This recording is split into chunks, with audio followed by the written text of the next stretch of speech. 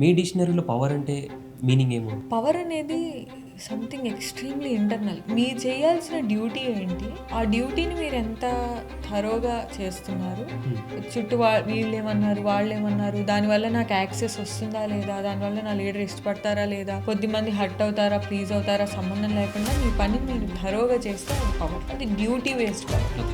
Next ఏంటంటే మరి అసలు ఆ డ్యూటీనే ఏం డ్యూటీ చూస్ చేసుకుంటున్నారు? 10 మంది మెచ్చే డ్యూటీ చూస్ చేసుకుంటున్నారా, 10 మంది ఇది మేము యాక్సెప్ట్ చెయ్యము అన్నా కూడా అది నిజం కాబట్టి దానికోసం నుంచినే డ్యూటీ తీసుకున్నారా? అది బిగ్గర్.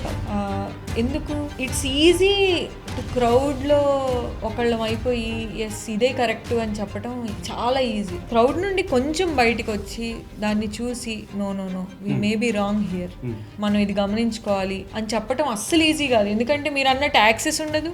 ఫస్ట్ ఎవరు మిమ్మల్ని ఓన్ చేసుకోవడానికి ఇష్టపడరు. అండ్ రెండోది యాక్సెస్తో పాటు మీరు ఇంకోటి అన్నది ఏంటి, ఫియర్ కూడా క్రియేట్ చేయలేము. ఎందుకు?